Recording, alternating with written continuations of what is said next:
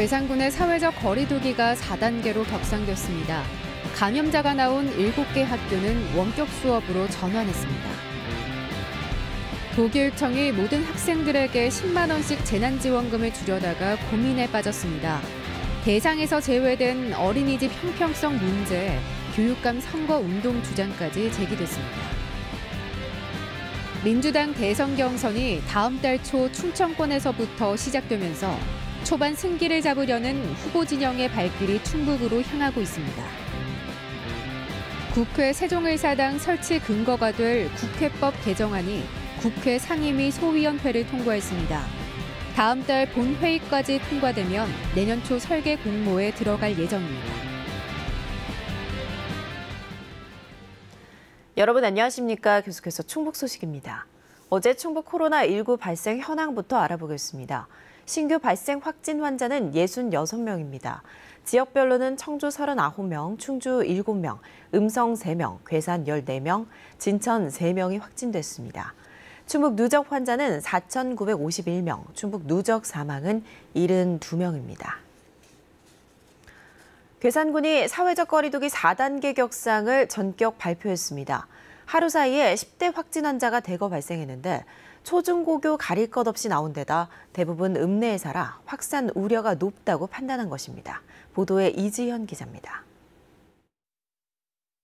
괴산의 한 중학교에 다니는 10대 2명이 코로나19에 확진된 지 하루 만에 추가 감염이 잇따랐습니다. 감염된 2명이 같은 학원에 다닌다는 사실을 파악한 방역당국이 학원과 학교 등에서 1,114명을 선제검사했는데 10명 넘게 추가된 겁니다. 추가 감염자의 80%는 10대. 나이와 학교도 제각각으로 초중고교 7곳에서 모두 확진 환자가 나왔습니다. 최근 일주일 사이 확진자가 20명을 채워 인구 10만 명 이하 시군의 격상 기준을 넘자 괴산군은 즉각 거리두기 4단계 격상을 발표했습니다. 초중고 전체에서 감염자가 나온 데다 대부분 읍내 주변에 살아 확산 위험이 크다고 판단한 겁니다. 일단 29일 자정까지 닷새 동안 4단계가 적용됩니다. 확진자 중 다수가 괴산읍에 집중되어 있고 인근 문광, 칠성 등에 소재하고 있습니다. 따라서 일상생활을 통해 접촉 가능성이 매우 크다고 판단되어 괴산군과 교육당국은 1명 이상 환자가 나온 학교 7곳을 원격 수업으로 전환하고 지역 내 학원에 대해서는 일시적 운영 중단을 권고했습니다. 괴산 지역 식당과 카페는 저녁 9시 이후 매장 영업이 금지되고 오후 6시 이후 사적 모임은 접종 완료자 없이는 2명까지만 가능합니다. MBC 뉴스 이지연입니다. 청주 소년원 입소자와 직원 3명이 코로나19 확진 판정을 받아 검사가 강화됐습니다. 방역당국에 따르면 청주 소년원에서 기침, 가래, 인후통, 두통, 미각 소실 증세로 진단검사를 받은 입소자 1명이 지난 22일 확진됐습니다.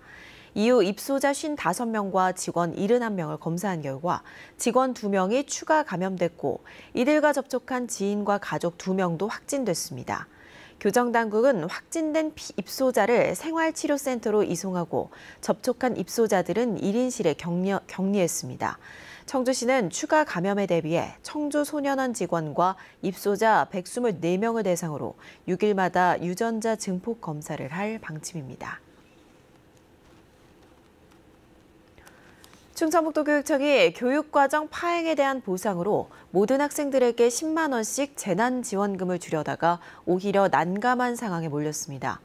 유치원은 받는데 어린이집은 못 받는 형평성 문제에 교육감 선거운동 주장까지 나오자 고민에 빠졌습니다. 심춘만 기자입니다. 전교생 700명이 넘는 청주의 한 초등학교. 지난해 코로나19 때문에 제대로 등교 수업을 한 날은 1년 중 단 48일. 연간 정상 수업 일수의 4분의 1에 불과합니다.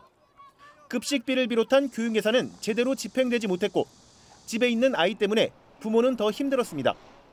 어디 외출했다가도 점심시간이 되면 불안한 거죠. 얘가 어떻게 점심을 해결하지? 하루 종일 직장에 매여있는 입장에서는 점심이 항상 걱정이 되는 거예요. 이런 파행에 대한 보상으로 충청북도 교육청이 검토 중인 게 1인당 10만 원의 학생 재난지원금입니다. 10월 지급을 목표로 이회 추경에 관련 예산 185억 원을 제출할 예정입니다. 지난해 제정된 교육재난지원 조례에 따라 원래는 실제 학교를 못 간 학생만 대상인데 조례를 고쳐 유치원부터 고등학교까지 18만 5천 명에게 다 주는 방안을 추진 중입니다. 비록 등교는 했지만 이 아이들도 정상적인 교육 활동을 받지를 못했습니다.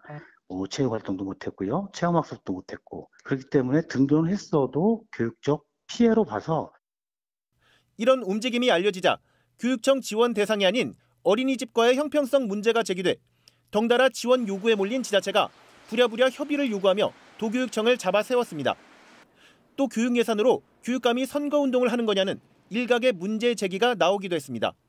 선심성 현금 배분은 절대 반대하고 이는 내년 교육감 선거를 앞둔 시점에서 학부모님들에게 충분히 오해받을 일이라고 생각을 합니다. 껄끄러움을 감지한 충청북도 교육청은 아직 결정된 게 아무것도 없다며 여전히 검토 중이라는 공식 입장을 내놨습니다. MBC 뉴스 심충만입니다. 보훈군의 코로나19 백신 접종률이 충북 최초로 70%를 넘어섰습니다. 보훈군은 지난 21일 기준으로 전체 국민 3만 2,400여 명 가운데 72%인 2만 3,300여 명이 1차 접종을 마쳤다고 밝혔습니다. 이는 충북 11개 시군 가운데 가장 높은 것으로 전국 평균 접종률 50%에도 크게 웃도는 수준입니다. 보훈군은 2차 접종률도 39.2%를 기록해 전국 평균 22.4%보다 높았습니다. 더불어민주당 대선 경선이 다음 달 초 충청권에서부터 시작됩니다. 이제 보름 남짓 남았는데요. 충청권에서 초반 승기를 잡기 위한 후보들의 발길이 충북으로 향하고 있고 지지 세력도 결집하고 있습니다. 신병관 기자입니다. 이달 들어서만 세 번째 충북을 방문한 정세균 후보. 자신의 1호 공약인 충청 신수도권을 충북을 중심으로 완성하겠다며 충북 전략 발표에도 공을 들였습니다. 강호측 특별법 제정과 오송역 복합 환승센터 지정 등 8가지 지역 현안 해결을 약속했습니다. 다른 후보의 충청권에 관한 정책과 또 저의 정책 및 공약을 비교하시면 차별성이 확실히 드러날 것이다. 이낙연 후보 측에서는 도의원과 시군 의원들의 지지 선언으로 맞섰습니다. 지지 선언에는 70여 명이 이름을 올렸습니다. 이들은 도지사, 총리, 여당 대표를 두루 경험한 이낙연 후보가 시대적 과제를 해결할 적임자라고 지지 이유를 밝혔습니다. 포스트 코로나 시대에 요구하는 합리적인 소통의 리더십으로 보수와 진보, 중도를 아우르는 국민 통합을 이뤄낼.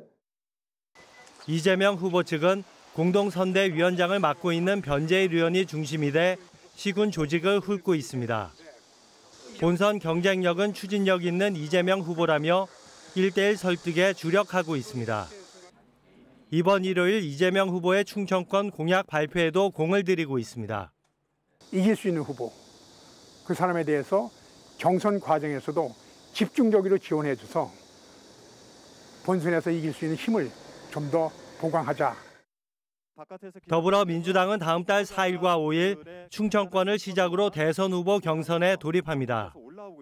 코로나19라는 초유의 상황 속에 경선 초반 판세가 더욱 중요해진 상황. 민주당 대권 주자들의 충북 민심 잡기 경쟁이 막판 치열하게 전개되고 있습니다.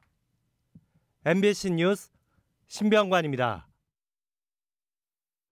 민주당을 탈당하고 국민의힘에 입당한 오재세 전 의원은 어제 기자들과 만난 자리에서 가장 지지율이 높게 나오는 주자와 함께 정권 교체의 선봉장이 되겠다며 후보가 정해지면 역할이 주어질 것으로 본다고 밝혔습니다. 지방선거 출마에 대해서는 지금은 대선에 집중할 때라면서도 대선 결과에 따라 방향이 결정될 것으로 본다며 도지사 도전 가능성은 열어놨습니다. 행정수도 완성의 첫 과제였죠. 국회 세종의사당 시대가 한 발 다가왔습니다. 법적 근거인 국회법 개정안이 국회 운영위원회 소위원회를 통과한 건데요. 본회의 처리까지 절차는 남아있지만 여야 합의를 이뤄내 국회 세종의사당 설치에 구부 능선을 넘었다는 평가입니다. 충청권 리포트 이승섭 기자입니다.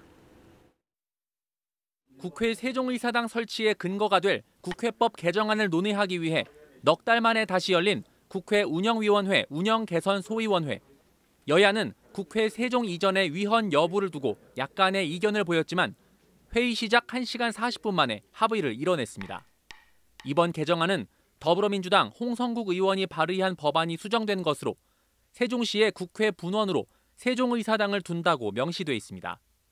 운영위는 또 국회 사무처가 이미 확보된 설계비 예산으로 국회 운영의 비효율을 최소화할 수 있는 방안을 포함한 세종의사당 건립 계획을 세우도록 했습니다. 여야 지도부의 또 합의 상당히 의미가 있다고 봐요. 지역 과제가 아닌 국가적 과제로서 본회의 통과될 때까지 하여튼 최선의 노력을 하겠습니다. 국회법 개정안이 우여곡절 끝에 의결되면서 세종시의 행보도 빨라지고 있습니다. 세종시는 국회 세종의사당 설계비 147억 원을 집행하기 위한 절차를 준비하고 늦어도 내년 초에는 설계 공모에 착수한다는 계획입니다. 기본계획이라 부르는데 우선 그것부터 확정 지어줘야 이걸 토대로 해서 설계 공모에 들어가게 됩니다. 그래서 설계 공모는 아마 연말이나 내년 초쯤에 이제 시작될 수 있을 것으로 생각이 되고. 세종시 지역사회와 정치권도 국회 세종의사당 설치에 구분응선을 넘었다며 일제히 환영하면서도 법안이 본회의를 통과할 때까지 예의주시하겠다고 강조했습니다. 소위 통과는 첫걸음에 불과합니다. 여야는 시급히 국회 본회의까지 여야 합의를 통해서 국회 세종의사당 건립과 국가균형 발전을 앞당겨주기를 희망합니다. 국회 운영위는 다음 주 초로 예정된 전체 회의에서 국회법 개정안을 다룰 것으로 보여 다음 달 정기국회에서 본회의 통과가 유력하게 점쳐지고 있습니다. MBC 뉴스 이승섭입니다. 중부권 최대 전시 컨벤션 기능을 갖추게 될 충북 청주전시관이 다음 달 오송에서 착공합니다. 2023년 말까지 오송읍 7만 8천여 제곱미터에 전시장과 대회의실, 미술전시실과 편의시설을 갖춘 지상 2층, 지하 1층 규모로 건설됩니다. 충청북도는 청주전시관 인근에 호텔과 쇼핑센터 등을 유치할 2만 8천여 제곱미터의 상업용지도 조성할 계획입니다. 충청북도 관계자는 교통의 중심에 위치한 청주전시관은 바이오의학과 화장품 산업 홍보의 중심축이 될 것이라며 이달 중 건축 시공사를 선정할 계획이라고 밝혔습니다.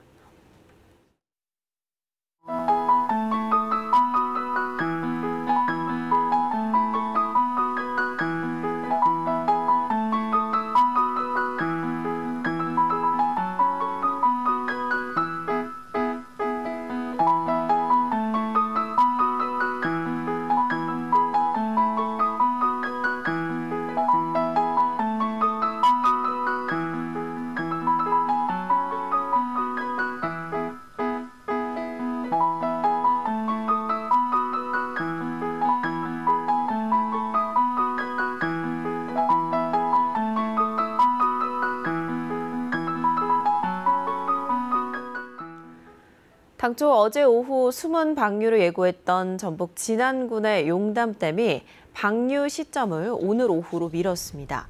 한국수자원공사 용담댐 지사는 댐 유역의 비예보가 변경됨에 따라 수문 방류 시점을 오늘 오후로 변경했으며 앞으로 내리는 비의 양에 따라 방류 시간 등은 유동적이라고 밝혔습니다.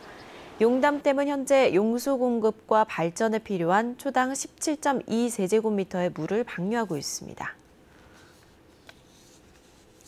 도쿄올림픽에서 금메달을 딴 체조 국가대표 신재환이 어제 모교인 충북 최고를 방문했습니다.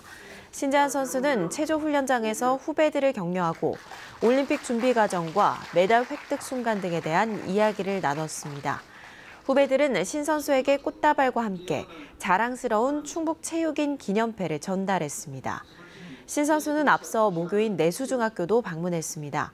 한편 함께 모교인 충북 최고를 방문하기로 했던 펜싱 동메달리스트 권영준 선수는 코로나19 감염자와 동선이 겹쳐 참석하지 못했습니다. 청주시가 중소기업의 경영 안정을 위해 250억 원을 추가 지원합니다. 대상은 제조업과 지식서비스 산업 분야의 청주 지역 중소기업으로 기업당 최대 5억 원까지 3년간 연 이자를 3%까지 지원합니다. 희망기업은 30일부터 다음 달 3일까지 청주시 기업지원과에 신청하면 됩니다. 앞서 청주시는 올해 2차례 코로나19로 어려움을 겪는 110개 기업에 496억 5천만 원의 융자를 지원해 왔습니다. 올 들어 상승세를 이어가던 소비자 심리지수가 하락세로 전환했습니다. 한국은행 충북본부가 발표한 소비자 동향조사 결과를 보면 이번 달 충북의 소비자 심리지수는 100.1로 한 달 전보다 4포인트가 떨어져 2달 연속 하락했습니다. 항목별로는 향후 경기 전망이 8포인트 떨어져 가장 많이 하락했고 현재 경기 판단 7포인트, 취업 기회 전망 6포인트, 소비 지출 전망이 4포인트 떨어졌습니다. 한국은행 충북본부는 향후 경기와 소비 지출에 대한 부정적인 전망이 늘면서 소비자 심리지수가 하락했다고 분석했습니다.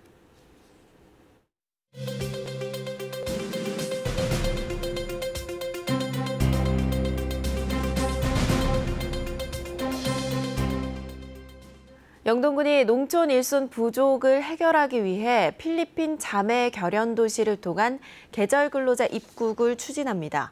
영동군은 필리핀 두마게티시와 영상회의를 통해 농업에 종사하는 두마게티시 주민을 초청해 3개월간 농사를 돕도록 하는 방안을 논의했습니다.